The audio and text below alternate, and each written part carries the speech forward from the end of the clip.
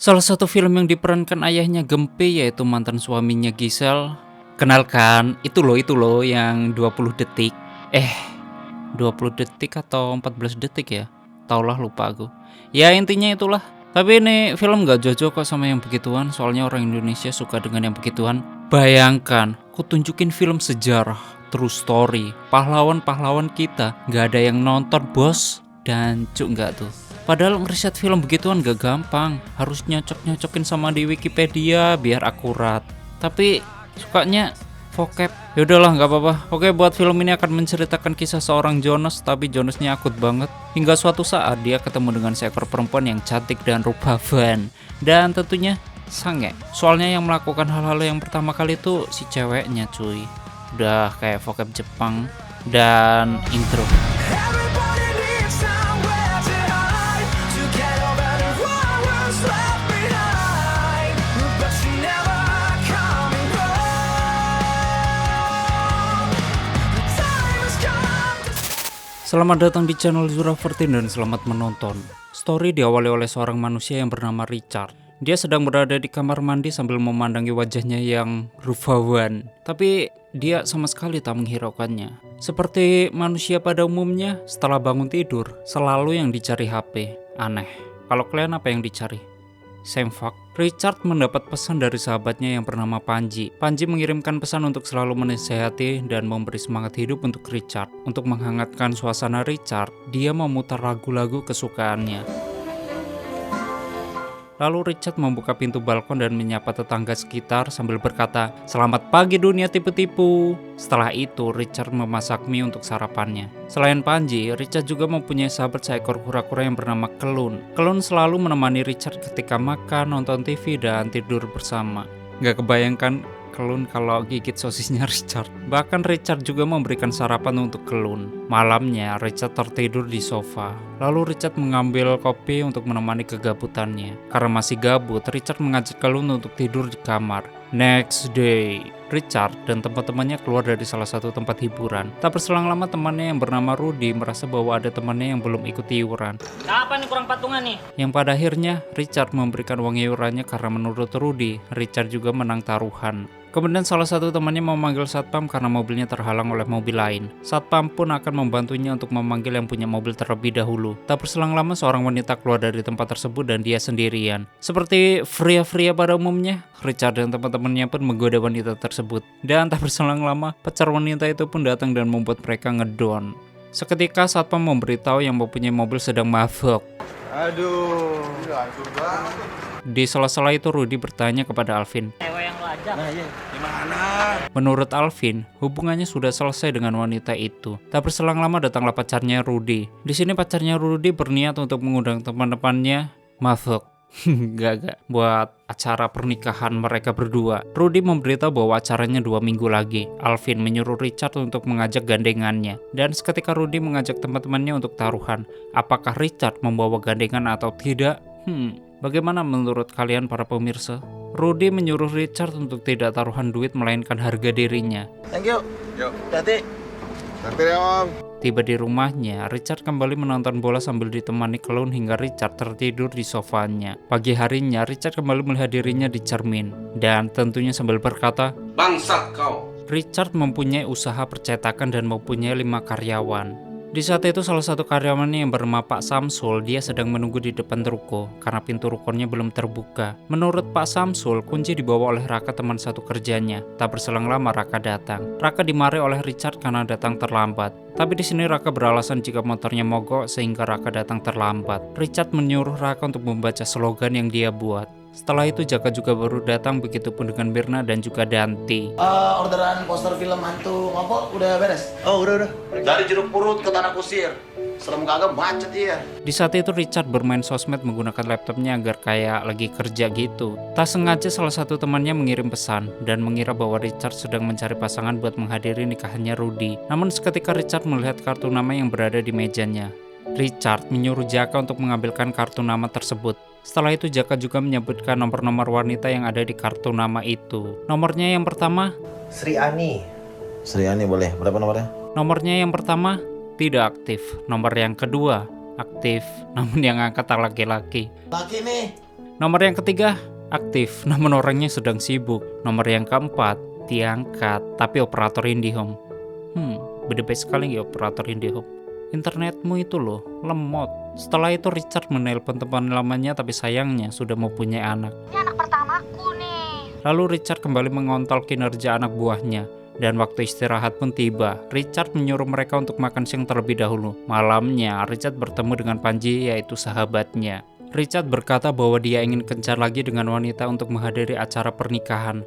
Lagi-lagi, Panji kembali menasihati Richard untuk memilih salah satu calon pendamping hidupnya. Ketika berjalan pulang, Panji mengingatkan teman sekolahnya dulu yang bernama Fitri untuk menjadi teman kencan Richard. Namun Fitri baru cerai dan mempunyai anak 2. Richard menolaknya karena sudah mempunyai anak. Seketika Richard teringat ketika mereka bermain bola di jalanan ini. Lalu Panji menyuruh Richard untuk menelpon wanita yang bernama Keke. Dan menurut Panji, kemungkinan mereka akan cocok. Siangnya Dante dan Myrna sedang membeli makanan di depan ruko. Karena jam istirahat sudah selesai, Richard memarahi Raka dan Raja karena terlambat masuk. Kemudian Richard mendatangi Dante dan Myrna. Myrna yang tahu Richard mendatanginya langsung masuk ke kantor meninggalkan Dante. Setelah Dante selesai membeli, Richard berencana mengajak Dante untuk menghadiri pernikahannya Rudy.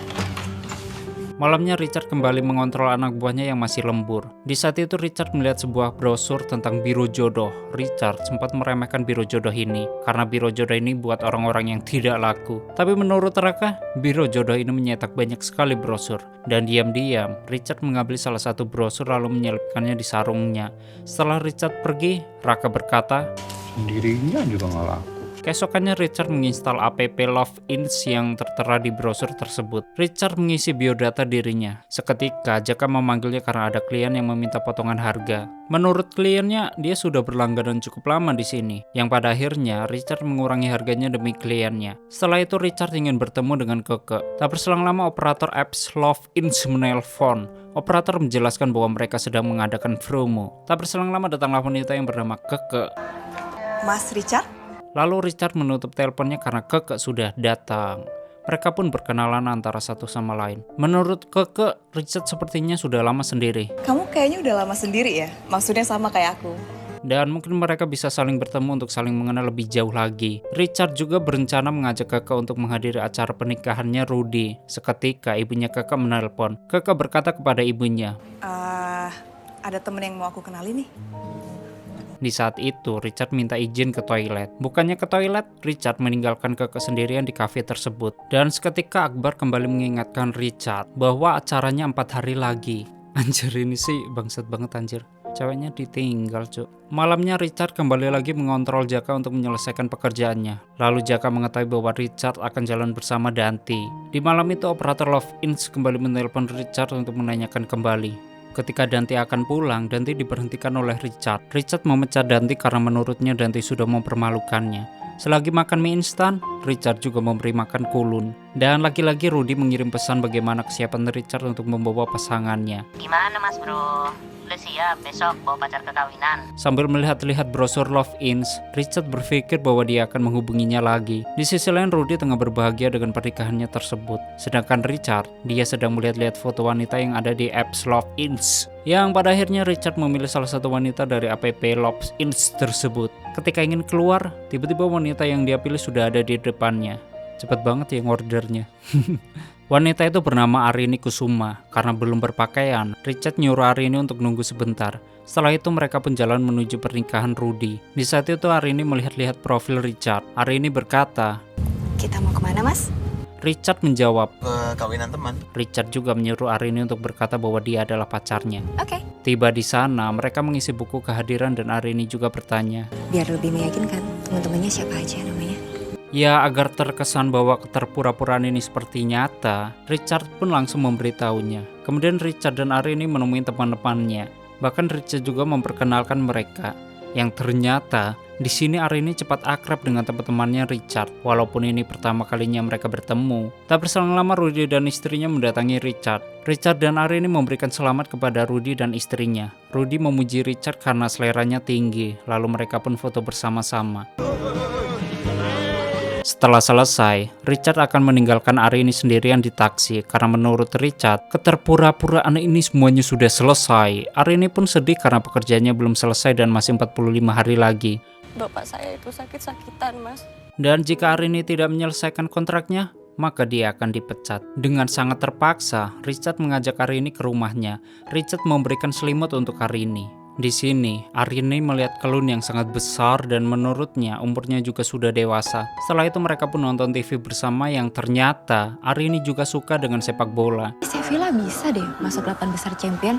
Dan klub kesukaan Arini adalah Newcastle. Arini juga menceritakan bahwa dia dan bapaknya sering begadang bersama untuk menonton sepak bola. Sepertinya Richard mulai ada rasa dengan Arini karena sama-sama suka sepak bola. Next day later, Richard tak sadar jika di rumahnya sekarang ada Arini. Lalu Richard kembali masuk ke kamarnya untuk memakai pakaian. Di saat itu Arini tengah mempersiapkan sarapan untuk Richard. Arini menyiapkan buah untuk sarapan Richard. Dimakan ya, aku buatin kopinya. Di kantor, Richard kembali mengontol anak buahnya. Di sini Raka, Jaka, dan Pak Samsul sedang memindahkan kertas dari luar menuju ke dalam ruangan. Richard juga memberitahu Mirna bahwa dia akan makan siang dulu. Tiba di rumah, Arini bertanya, Ini siapa kamu? siapa saja foto yang dipajang di tembok ini. Yang ternyata semua foto itu adalah keluarganya Richard. Richard menceritakan bahwa dia diadopsi oleh keluarga Wijaya yang tak punya anak laki-laki. Setelah itu, Arini sudah mempersiapkan makan siang untuk Richard. Arini sangat pintar memasak karena dia belajar dari ibunya. Kamu belajar masak di mana? Belajar sama ibuku. Pagi harinya Richard menyuruh Mirna untuk menagih kekurangan dari kliennya. Tak berselang lama Arini mendatangi kantornya sambil membawakan makanan karena menurutnya Richard belum sarapan. Semua karyawan pun terpana ketika Richard mempunyai pacar. Liatin apa sih? Richard mengajak Arini ke ruangannya dan mereka pun makan bersama. Arini selalu memberi perhatian kepada Richard seperti suaminya sendiri. Mau teh?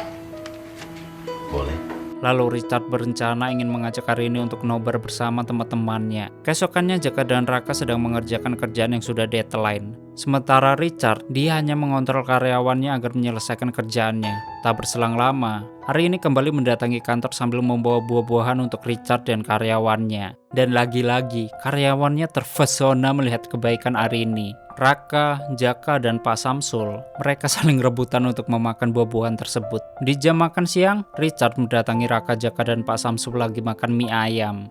Dan sambil ngudut tentunya. Tapi anehnya, di sini Richard berubah. Kali ini Richard tak memarahi mereka dan menyuruh mereka gak buru-buru ngabisin makanannya. Richard juga memberitahu bahwa seorang perokok itu sebenarnya taat pajak. Ya karena per batang rokok itu pajaknya 400-500 rupiah. Nah lo, jangan menghina para perokok. Mereka tuh taat pajak gitu. Menurut mereka baru kali ini Richard bersikap seperti ini. Malamnya ketika Pak Samsul tengah menyelesaikan pekerjaannya, Richard menyuruh pulang dan diteruskan esok hari karena hari sudah larut malam. Dan besok juga Richard menyuruh mereka untuk tidak datang terlalu pagi. Setelah itu Richard menghampiri Arini yang lagi tidur di sofa. Seketika Arini terbangun dari tidurnya dan mereka pun nonton TV bersama-sama. Tak lupa Richard juga memberikan cemilannya kepada Arini. Hingga akhirnya Arini tak sengaja menyenggol toplesnya. Mereka berdua saling bertatap-tatapan dan Arini pun mencium Richard. Yang sampai akhirnya mereka pun melakukan perkempoan duniawi. Setelah itu mereka pun ngobrol di rooftop. Richard bertanya dari mana asal Arini. Arini menjawab bahwa dia berasal dari kota Pacitan, Jawa Timur. Akhirnya hari yang ditunggu-tunggu untuk nobar pun tiba. Di sini teman-temannya Richard masih tak menyangka jika Richard mempunyai pacar yang begitu rupawan dan baik hati tentunya. Ketika berjalan pulang, Richard melihat motor yang dia impikan. Arini menyuruh Richard untuk membeli motor itu agar mereka bisa jalan-jalan bersama. Namun sebelum beli, Richard akan belajar membonceng Arini terlebih dahulu. Setelah itu mereka pun membeli durian. Tapi menurut Arini, Richard belum makan malam dan takut sakit perut. Sambil menikmati durian, mereka disajikan dengan sebuah lagu yang dinyanyikan oleh pengamen. Tiba di rumah, mereka pun melakukan perzinahan duniawi lagi. Pagi harinya, Arini membangunkan Richard untuk sekedar minum susu. Di sini Arini berencana untuk mengajak makan siang di luar sambil dikenalkan kepada teman-teman Arini. Waktu di kafe, Richard dikenalkan oleh teman-temannya Arini. Tapi sepertinya Richard merasa tidak asing dengan Sylvie. Teman-teman Arini juga bertanya kepada Arini. Mas sama Arini ketemunya di mana?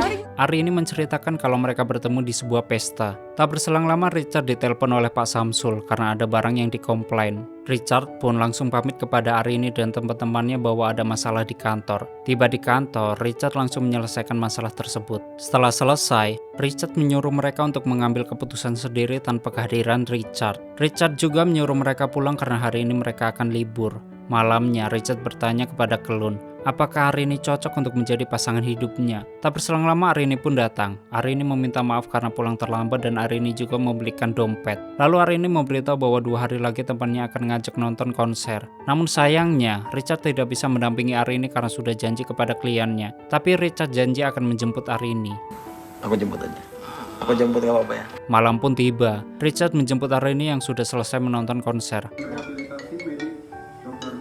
Kemudian Arini mendapat telepon dari orang tuanya bahwa orang tuanya tinggal di Depok. Arini juga memberitahu bahwa bapaknya sakit hilang ingatan setelah 24 jam. Tiba di rumah orang tuanya Arini membawakan oleh-oleh untuk adik-adiknya. Dan Arini juga memperkenalkan Richard kepada kedua orang tuanya. Di saat itu Richard ingin bertanya kepada orang tua Arini, kenapa barang-barang rumahnya pada dikeluarin. Tapi belum jadi nanya, ibunya Arini sudah memberitahu bahwa barang-barang ini sengaja dikeluarkan karena ingin dilelang budenya Arini. Dan uangnya akan diberikan ke yayasan panti asuhan.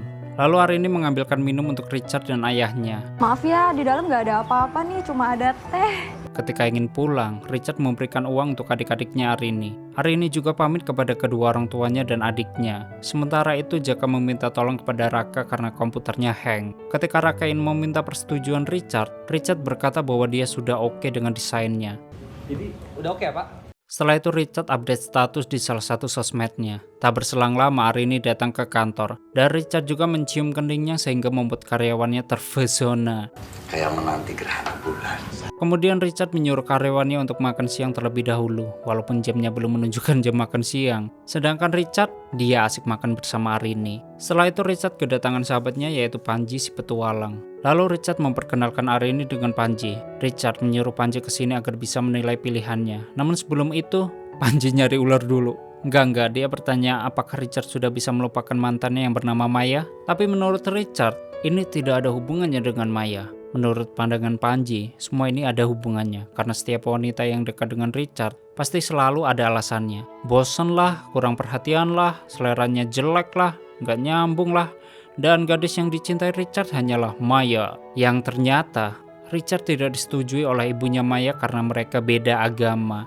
Dan setelah Maya pergi, Richard menjadi seperti ini. Banyak bicara soal cinta tapi tidak bisa percaya diri. Sebelum Panji memberikan pendapatnya, Panji harus tahu dulu bagaimana keadaannya. Tapi sepertinya Richard sudah merasa cocok dengan Arini karena mempunyai kesamaan. Nyatanya Richard sudah membelikan cincin untuk melamar Arini. Malam itu cincinnya ditaruh di meja dapur lalu mereka pun tidur bersama. Tapi sedihnya, pagi harinya Arini sudah tidak ada di pelukan Richard. Richard menyapa Kelun dan menyetel musik karena dia beranggapan semuanya masih baik-baik saja. Tapi sebelum pergi, Arini sudah menyiapkan sarapan dan makan siang untuk Richard. Mengetahui Arini lenyap karena skripnya udah habis soalnya dan honornya udah dibayar juga, Richard terus menghubungi Arini tapi sayangnya nomornya tidak aktif. Richard bertanya kepada Raka dan yang lainnya. Namun hal itu sia-sia karena semua karyawannya tidak melihatnya. Richard juga bertanya kepada Hansip dan menurut Hansip, Arini pergi tadi pagi membawa tas besar sambil memberi pesan titip Richard. Kemudian Richard memeriksa baju-baju Arini dan benar, tidak ada baju Arini melainkan hanya ada sempak Arini. Disisain sempak anjir. Sembari makan siang, Richard kembali menghubungi Arini namun tetap saja nomornya tidak aktif. Bahkan, Richard juga terus memperhatikan pesan yang ditulis oleh Arini. Hingga malam hari, tidak ada kabar soal Arini dan Richard juga takut jika terjadi sesuatu kepada Arini. Beberapa kali Richard menghubungi, masih saja tidak aktif nomornya. Next day later, Richard mencari tahu tentang Love-Ins, biro jasa yang mempertemukannya dengan Arini. Namun di Google tidak ada lagi informasi tentang Love-Ins. Lalu Richard kembali mencari brosurnya untuk mengetahui alamat kantor Love-Ins. Richard memberitahu Pak Samsul karena Richard akan pergi sebentar. Richard mendatangi kantor Love-Ins yang ternyata kantornya juga sudah tutup. Pak, benar. Satpam di rumah itu juga tidak tahu tentang Love-Ins. Dan menurutnya ini bukan kantor, melainkan rumah biasa. Lalu Richard mencari Arini lewat medsos teman-temannya, yang ternyata semua medsos teman-temannya Arini tidak ada. Sedangkan Mirna, dia nitip salam untuk Arini karena Arini memberikan resep makanan untuk ibunya. Kini, kehidupan Richard kembali ke semula. Tidur ditemani oleh Kelun. Sedih sekali. Keesokannya Richard mendatangi rumah yang ditinggali orang tua Arini. Dan ternyata rumah itu digunakan untuk syuting film Vokep. Vokep mulu ah. Melihat Richard rusuh sambil berkata, Bangsat kau. kru film pun mengusir Richard. Ketika itu Richard bertemu dengan ayahnya Arini, tapi sayangnya ayahnya itu tak mengenali Richard sama sekali. Lalu Richard berkata, Saya mau melamar Arini. Tapi Arini pergi dari rumah. tapi bapaknya Arini masih saja tak mengenali Richard. Setelah itu Richard kembali ke rumahnya sambil meminum jamu racikannya, yaitu telur komodo campur micin. Tak berselang lama Parji menelponnya untuk memastikan keadaan Richard aman. Keesokannya Richard mengajak Raka dan Jaka untuk makan siang bersama. Menurut Jaka, sejak pertama kali kerja baru sekarang makan siang bersama Richard. Malamnya, Richard menyuruh karyawannya untuk menunggunya. Tak berselang lama Richard datang memberi piring pajangan yang cukup langka untuk Raka. Kalian, bentar ya. Mahal. Richard juga memberikan alat musik untuk Jaka. Lalu Richard memberikan mobil kesayangannya untuk Pak Samsul. Buat Bapak. Bapak bisa pakai, ajak keluarga jalan-jalan. Kemudian Richard berpamitan ingin pergi dengan motor barunya.